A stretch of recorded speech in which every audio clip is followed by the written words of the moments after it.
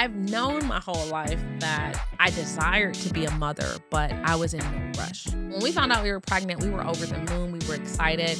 They told me I had something called severe preeclampsia. At that date, they wanted to actually deliver me. I was fighting for my life. During this situation, I was not weak. I did not crumble. This is why I say you got to work on your character. But that did not mean that having a daughter at 24 weeks was not going to come with some challenges. My daughter was born at 1 pound. She has a breathing tube that's there. She has a feeding tube. She was on a ventilator and oxygen, all of the things. If you desire to be a mother, I want you to start speaking to your womb.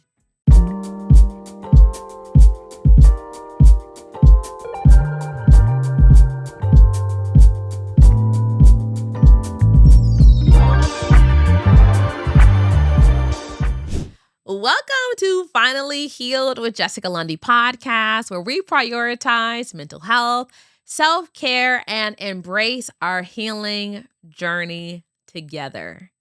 Now, this will probably be the only episode that I will give a little bit of a disclaimer. I might get emotional on this episode. We're going to be talking about motherhood, and I really want you guys to meet me with some love and encouragement in the comments, because I'm going to be as honest with you as I wish somebody would have been with me. So when you think about becoming a mother, this is something that a lot of little girls have desired to be their entire life. We're literally given baby dolls at 5 years old and are taught to be responsible for them and take care of them. And we take that role seriously. Just think about you with your baby dolls. You made sure that they were alive. They literally have baby alive now. And we're literally taught to be this nurturer, to be someone that is that caregiver, to give the love and all of the things that are required to be a really good parent. And so I've known my whole life that I desired to be a mother, but I was in no rush. Let me tell you why. Because I believe that being a parent is one of the most serious responsibilities on this planet. So someone could say like, oh, being the president or being a CEO or being a leader of a major corporation is one of the highest honors that you can have. But I believe one of the highest honors you can have is being a parent.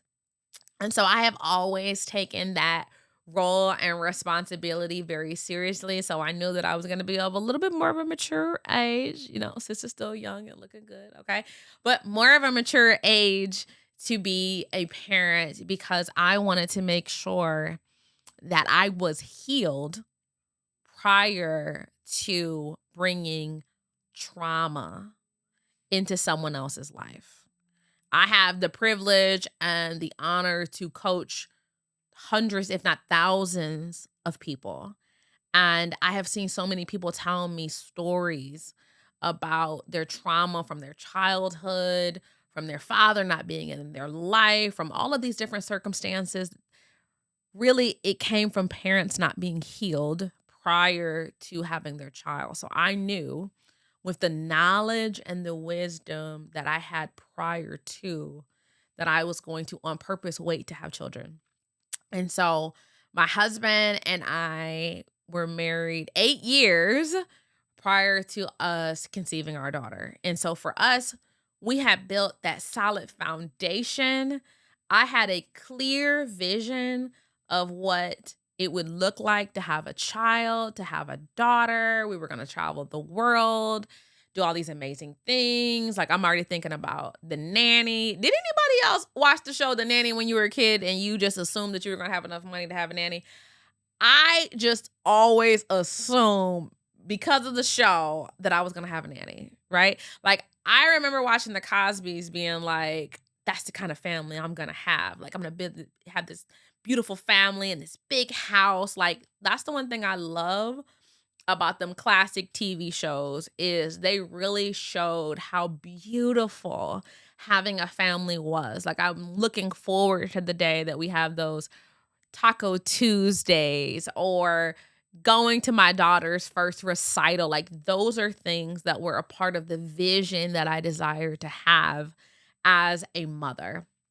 And my husband, my phenomenal, incredible husband, I have known since the first day that we met that he would be the most incredible father. And I am so grateful and so honored. I do not take for granted that he has been everything I expected and so much more.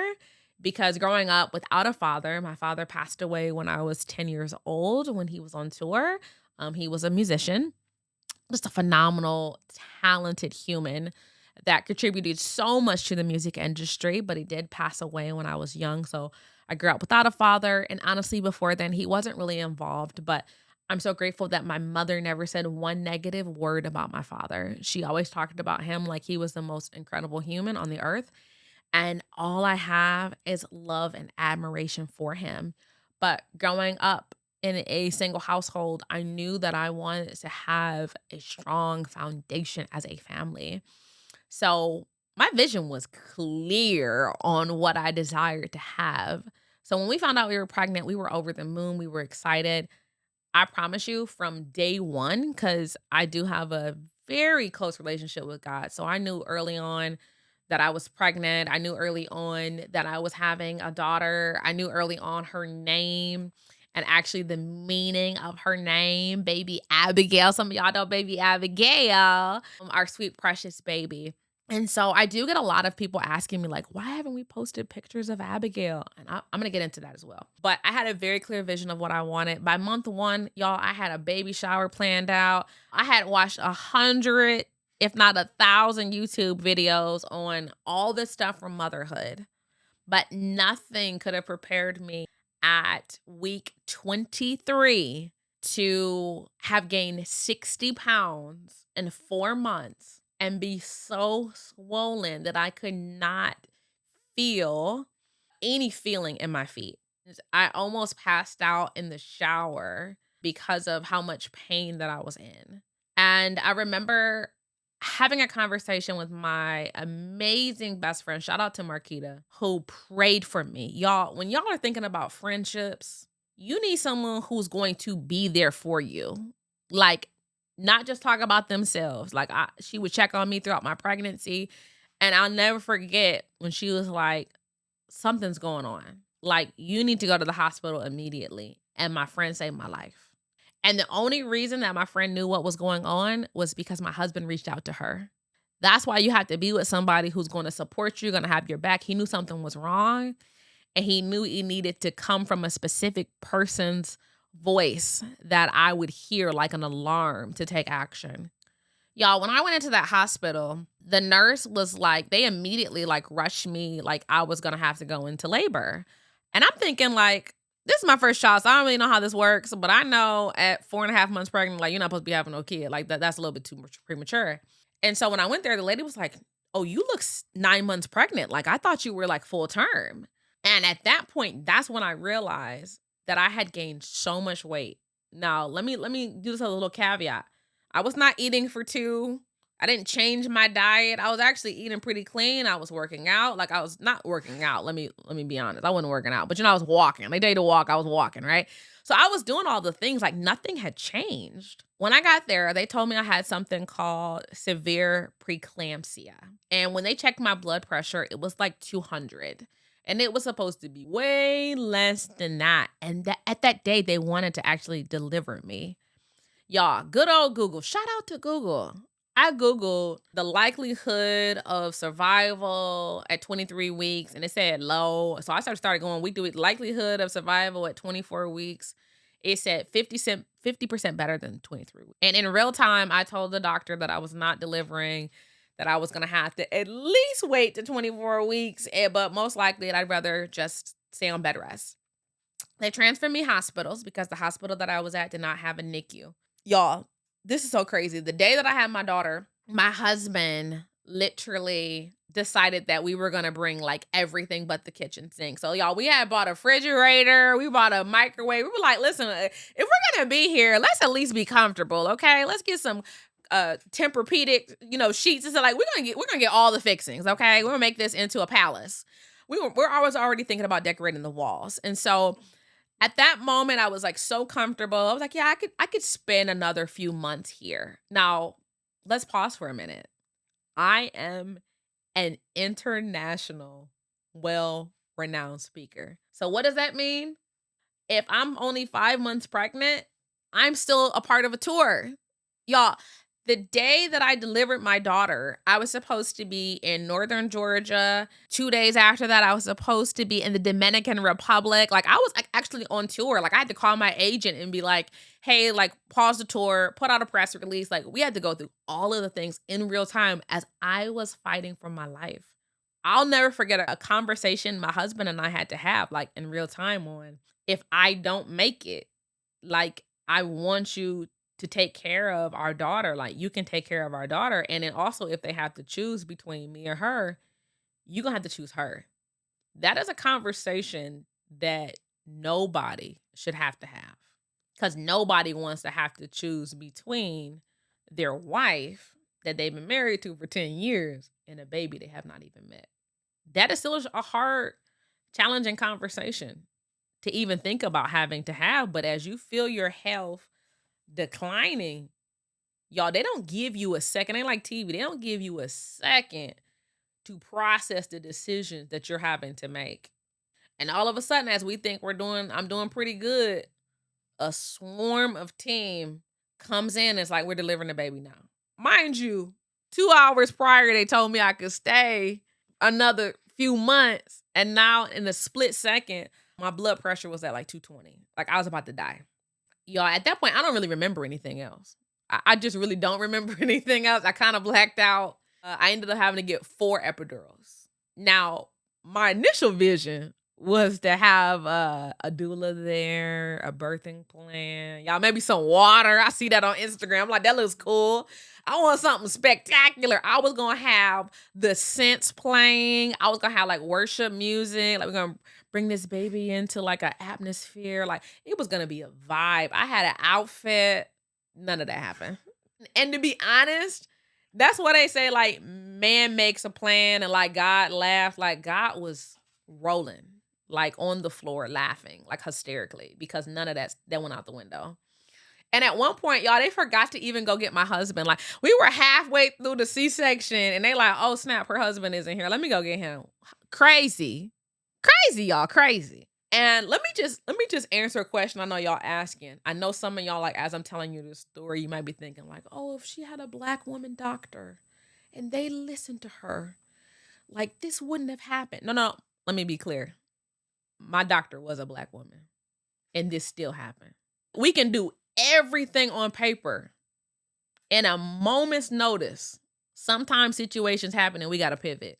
And when I can say with confidence that I was a warrior during this situation, I was not weak. I did not crumble. This is why I say you got to work on your character. Because character is really exposed at your rawest moment. You don't get to be a superhero when you feel like being a superhero. You got to be born into that. You got to work on that art. You got to work on that craft. And I truly feel like I became a woman, like a grown woman after that experience.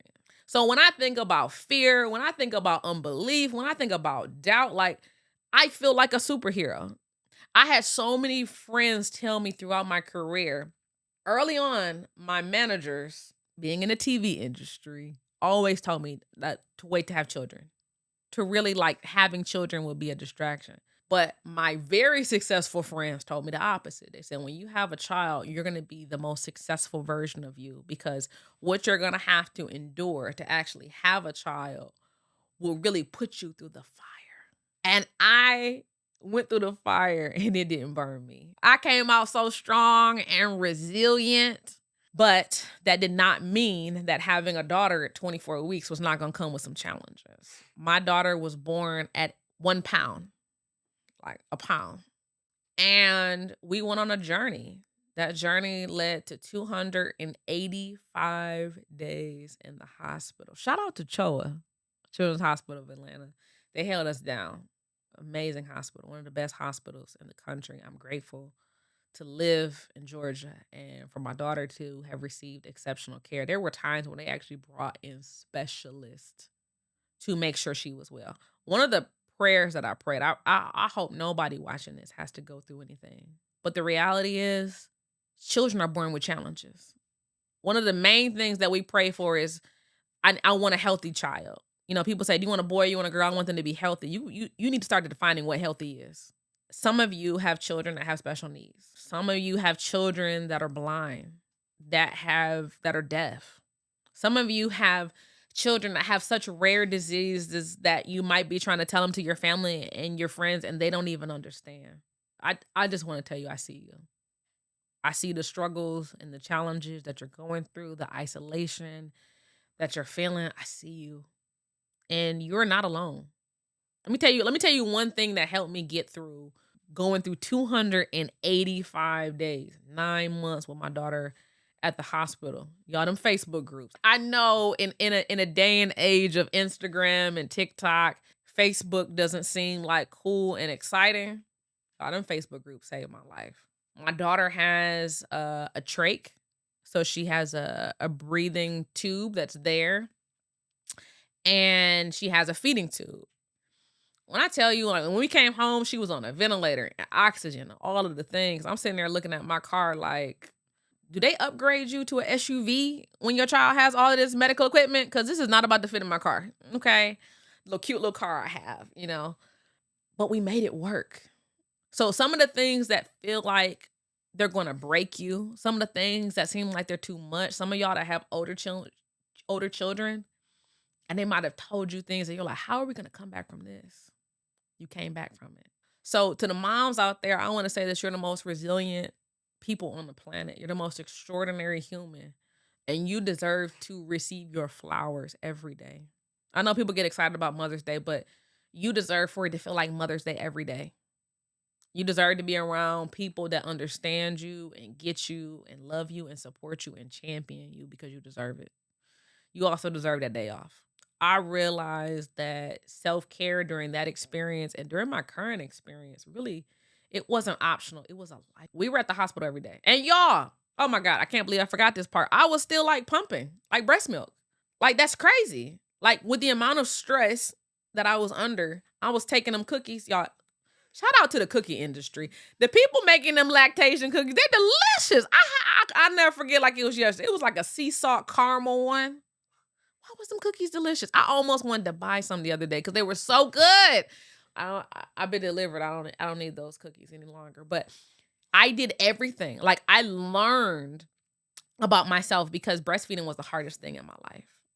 And then the doctors had the audacity at 9 months, and my daughter 9 months old, they're talking about would you like to start actually breastfeeding? It's a little too late. It's a little too late. I'm done. The store is closed. The store is closed. It's too late. But I'm grateful because one of the things they did tell me early on is that the breast milk kept my daughter alive. When you hear that, doesn't matter if it's painful, doesn't matter if it's stressful, doesn't matter if it's like, we were going up to the hospital 3 times a day. I'm talking about driving an hour to an hour and a half in rush hour traffic and morning traffic and nighttime traffic. We were living at the hospital. Like, there was a point in time where I lived out of a suitcase for 3 months. We lived across the street from the hospital for 3 months. And y'all know who came and made sure we were taken care of? My community. The communities that I was a part of, the associations I was a part of. Like, I need you to know that it's okay to ask for help. We're told that we got to be so strong all the time and that we got to figure it all out. Like, what's the purpose of community if you can't rely on them for nothing? When I found out I'm paying into all these associations, and then when the situations happen to me, I can actually get support. Like, we got to stop feeling guilty for accepting help. It's not about being the strongest person in the room. It's about surviving. So for some of you that desire to be mothers, you desire to be pregnant, like, I want you to lock in on that vision. Like, when I decided, like, when I made the mental shift of wanting to be a mother, I got to work and started having pictures of what it would look like to be a mother, what it would look like to, y'all, I'm still trying to figure out this situation of doing my daughter's hair. I don't know why that doesn't come with a manual. YouTube be lying to us. It really be empowering me to think I could do a hairstyle. And then I show my husband the finished product and he's like, oh, you just getting started. And I'm like, this is done. Shout out to the hairstylist, the kid hairstylist. I appreciate it. My 1-year-old has a hairstylist. That feels crazy to say, but you gotta know your strengths. As a mother, I don't have to do everything. You know what I'm saying? Like, shout out to the house cleaners. Like, can we start allowing women to feel okay by getting some support? Like, why do you have to be a successful woman working 40 hours a week and you can't get help for somebody to do your kid's hair or to clean your house? What in the world? So I want y'all to set that as a goal. Like, let's get to the healing moment. I need you to write down what type of help you need. If you are a mother, what kind of help you need? If you desire to be a mother, okay? Start making a list of what you want. I put on there, like, I put that I wanted to have a nanny for my daughter. God gave me a nurse. I have some of the most amazing home nurses. So he will exceed your expectation. We don't know sometimes what we be praying for. But I'm so grateful that I have these nurses that are helpful, that help take care of my daughter. We definitely plan to homeschool her. You know, we plan to give her every resource possible so that she can thrive. That comes with vision and intentionality. A lot of times people say, like, kids are expensive. They don't have to be expensive if you plan accordingly. I'm never going to see my daughter as a liability. Everything about her is an asset. I don't even see her challenges and her disabilities, I promise you. Even though we're in therapy, we got physical therapists, speech therapists, occupational therapists. Our therapist got a therapist. I got my own therapist. Come on, somebody. So you got to have whatever resources you need. So I need you to make a list. If you're a mother, what resources you need and put money aside. I don't want you to worry about money. Because sometimes you desire to have certain things, but you're like, I can't afford it. You ain't even looked up how much it costs. They even got delivery services where somebody can come pick up your laundry and drop it off. It's not that expensive. A lot of stuff we think is expensive, we have no clue. So I need you to do that work. If you desire to be a mother, I want you to start speaking to your womb. Like, speak to what you desire to have. Don't worry about what they said about the infertility. Don't worry about what they said is in your lineage. Don't worry about that. Worry what you desire to have. And speak to your body. Like, declare and decree what you want to happen to your body. I don't care if your sister had to go another way. I don't care if you're halfway thinking about having to get in vitro. Like, I don't care where you're at in your process. Speak to your body and command it to come in alignment with your purpose. If you believe you are purposed to be a mother, then start calling yourself a mother. On the day that I believed that we conceived my daughter, I started holding my stomach. I started visualizing my stomach growing. I didn't have no positive pregnancy test. I literally just had what I believed was the voice of God telling me I was pregnant. So I was like, okay, if I'm pregnant, I got to start acting pregnant. And I believe faith is the reason that I am now a mother of a almost 2-year-old daughter, okay? And she's thriving. Like, every time we go to the doctor, they're confused on how she's doing stuff that is clearly a miracle. That was my prayer. God, if I got to go through this, let the doctors experience a miracle. And some of y'all have such big dreams and you wonder why you're going through situation after situation because you were created to help another woman going through something major. Do you know the amount of women that I've been able to help that have children with challenges? If I hadn't gone through a challenge, I wouldn't even be qualified to help them. So I need you to use your voice. Share your story. This is just me, wife to wife, mother to mother, woman to woman, sharing my story so that I can hopefully help and heal you as well. This has been a very impactful, emotional version of the Finally Healed with Jessica Lundy podcast. This is one of those ones that you got to share with a friend. I know as you were listening to this, you thought of a woman in mind that you wanted to share this with. Be that good friend. Share the podcast with them. But I also need you to like it, comment, leave a review. This podcast has the ability to change women's lives. But the reality is that's only going to happen if you share it with another woman. Listen, I got some exciting news. I heard we've been listening. Y'all said that y'all want us to start a community. So we're going to create that special place for the woman that's watching this. You don't have to do this thing called life alone. So we're creating something special. We have a wait list. If you want to know more about it, check out the show notes so that we can have 2025 be the best year of our life. You deserve this. You got this.